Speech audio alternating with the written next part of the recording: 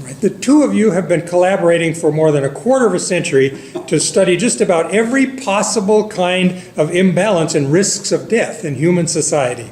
So first of all, could you each comment on how this collaboration got started? What was your 1996 demography paper about cause of death contrast for different groups at the beginning, or when did you start working together on mortality? Can I start off? Sure. So this actually goes back to Charlie Nam. So I've got to give him a lot of credit here as a matchmaker, if you will.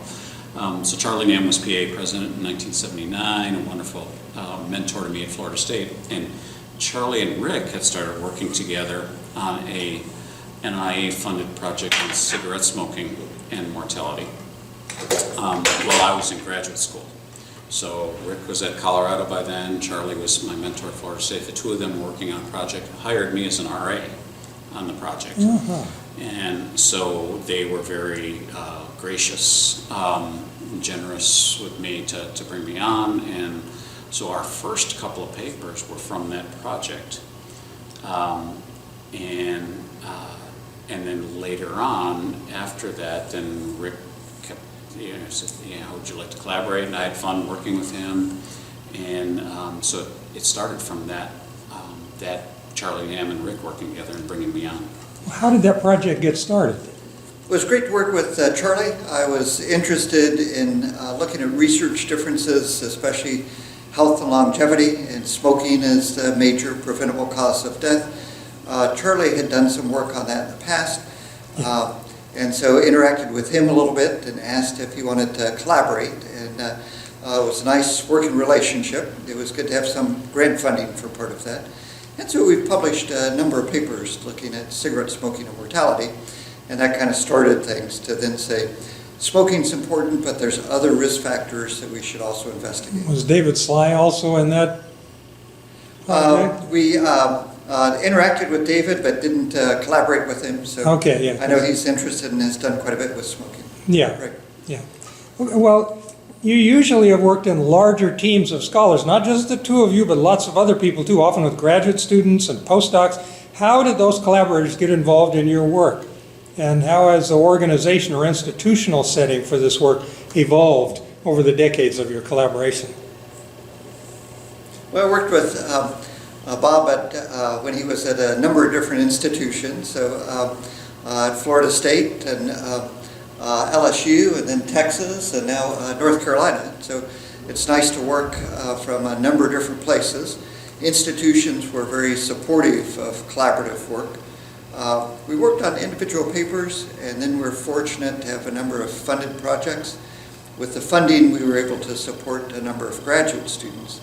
And what we tried to do is to have a research team that is more fun to work with a group of people. And in many instances, what we tried to do is pick a couple of graduate students from each institution. So we'd have interactions between two universities. And that has been really fun and interesting over the years, because then we see those students from Colorado, Texas, or North Carolina, and they become friends and start working together. Mm-hmm. And so it spawns a kind of whole generation of people doing health and mortality disparities work. So, and our institutions have been very supportive of that. Yeah, it's been postdocs and students, and then and much fun to do that, to bring other people. So you've made teaching a part of your research in a way, right? Because you've been teaching them how to do this. A big part of training, and it's great. With training, I look through and think it's great to train within one university, but it's much richer if you can have ties and collaborations with multiple universities. And you have found your universities, wherever you were, reinforced that and supported it and were in favor of it. Yes, that they saw the benefits of it. They saw the benefits of expanding social networks so that you have additional connections. It's a good part of training, so we were able to work with students, and in several instances students could train other students, so it's not just us working with them, but they could train other students. And with some of the students, as they became more advanced, they could teach us new techniques, new perspectives. They'd have good research ideas to pursue. So it's a great working relationship all the way around. Yeah, and a couple of specific examples too. Like when I was at both Texas and Colorado were in the Big 12 athletic conference, and there was Big 12 fellowships for faculty. And so we would apply to those. So Rick came to Texas, you could get like 2 weeks of support, if I remember right. And then I went to Boulder, and we'd take, my family would come. So we'd meet with, and like one time when I was up at Boulder, we wrote half a grant proposal during that stay up there. And so that, institutionally, that kind of thing supported what we do. But we've kind of continued that as well. Like when I go to Boulder, Rick has been out to Chapel Hill, our teams get together. It's institutionally has been very supportive, and we've facilitated that as well and made it fun, I think. Win-win for the students, for postdocs, and for us. Right, and then at conferences, it was always a good time to get together. We'd get the research team together, review what we've done, talk about future plans, coordinate part of that. So you can do a lot with email, and at two institutions, it's easy enough to exchange information, ideas, research papers through Have email. you found it getting easier over the years? No, not necessarily. I think, it's about the same. I think there's a real benefit by having face-to-face interactions. Absolutely. Yeah. When the two of you shift from one dimension of unequal survival chances to another in a new paper based on something like race or ethnicity or religion or education, you typically have added experts on those dimensions because you are both very expert on the issues of mortality itself, but you have brought in people in religion, race and ethnicity, and other kinds of things. Did those people seek you out, or did you seek them out, or both? Or how did that work, that you got these outside experts joining your various papers?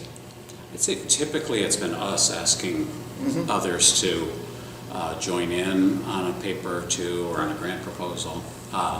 So we, again, a couple specific examples, like we had a very productive relationship with Chris Ellison, who's at UTSA. That's what I was thinking. So, I remember we had started this work on religion and mortality, but neither one of us are experts in that area, and bringing Chris in was very beneficial to that collaboration, to give us the right papers to read and the right and ways to think about kind of how religion works in people's lives and so forth. And then, like with education too, we collaborated with Mark Hayward, who was a colleague at Texas, and that was really beneficial. So there's been times we've reached out specifically to others to help our work along. Yeah, and usually that helps frame the paper. It broadens the audience. It's nice to bring in somebody else to work with. So it's beneficial to have. And they know the journals? They know the journals, and so they can select the journals. They can figure out the appropriate paper for the right journal. So it's much more efficient. And we've enjoyed working on different research projects, identifying different issues, but realize we might not have as much expertise in some areas. And so it's better to bring in the experts. But you can find them, and you generally have, too. Now, I'm not focusing on any particular article at this point, but I do want to ask you a little bit about the book you wrote together, Living and Dying in the USA, and what kind of reactions you got to that book from other scholars, from the public, from the press, and so on, and what impact you think the book and your articles have had on the field of mortality research. You want to go ahead with the book? I mean, it's really your idea. So we were working on a number of projects. It seemed to be a good time that rather than doing individual articles, that we could pull everything together. And lots of times for researchers, for policymakers, for students, if they read individual articles, they don't see the bigger picture. And we wanted to have a more cohesive picture to kind of have a complete view of mortality risk within the United States. We were using the Health Interview Survey, a terrific data set, and we thought to use the same data set, the same techniques on a number of different social issues made sense. And so We had a number of chapters on a number of different topics. With some of those, we wrote the chapters, then redeveloped them to submit to separate publications to journals. And so that had a big impact. It was nice that we wrote the book both for regular researchers, saw it as something that graduate students could use, so it could be a great resource, both in seeing the theoretical perspective that we use, the results, but then also the literature that we had, that it would be a good way if they wanted to start some of that research projects, that they could use that as a foundation. It's been well received, that we got very positive reviews. It was reviewed in a number of places. I think in the Library Journal it was reviewed, and they said, I think it was a demographer's dream, so nice to have part of that set up. And for the publisher said that it was one of the more downloaded books, so it received a lot of downloads, and invited us to come up with a new version of that. Makes sense for somebody else to think about updating that in a new version. And we kind of talked about that and decided that we had made the biggest contribution by writing the book. It would be weaker by doing a slight revision. So it'd be nice to do, but we didn't see... Do you think it penetrated into the popular consciousness at all? Did you become public social scientists in any way from this? Or? Not much. I don't think so. Yeah, I mean, this 20... What was it, 23 years ago too, I think there was, public scholarship has gotten better since then. I think there wasn't much writing about health disparities in the New York Times or anything back at that point. So I think less so, but I think it has touched a lot of students' careers and the field as a whole. We still see it cited a lot. And then we had people like, so I think it was yourself who put together an SDA panel for us to present this, and that was well received. Sam Preston wrote a nice piece on the back of the cover of the book for us. And it's always, to get his approval was really big. So I think it's been great for the field as a whole, I think, to grow this area of research. And for people to see that mortality disparities in demography aren't just age and sex, that there's socioeconomic status and religion and health behavior and social ties, and that there's a lot of factors that go into who lives long lives and who lives short lives. Yeah, that actually leads me right to my sort of last question for you. Just a couple of years ago, the two of you published a couple of papers in demographic research, again with lots of other scholars, one looking at U.S. death rates trends compared to other countries, and the other one investigating persistent long-term survival disadvantage for U.S. children in the South compared to other regions. Do you see a common thread or theme linking those two studies? Do they have anything in common? And did you start working on those studies with an overarching perspective in mind, or were they completely different pieces of research? Well, I think if you go back to when we wrote Living and Dying in the USA, we wrote that at a time period where U.S. mortality was doing pretty well, that everyone expected mortality to continue to decline, life expectancies to increase, and so some of our research had less of a splash than it would have otherwise, because everybody said, well, we know where it's going, we see constant improvements in life expectancies, so this isn't going to be great news that we already know what's going to happen. So we wrote in demographic research to compare the U.S. with other countries, to kind of highlight the fact that U.S. mortality is slipping. It's slipping in across life course, so at most all ages.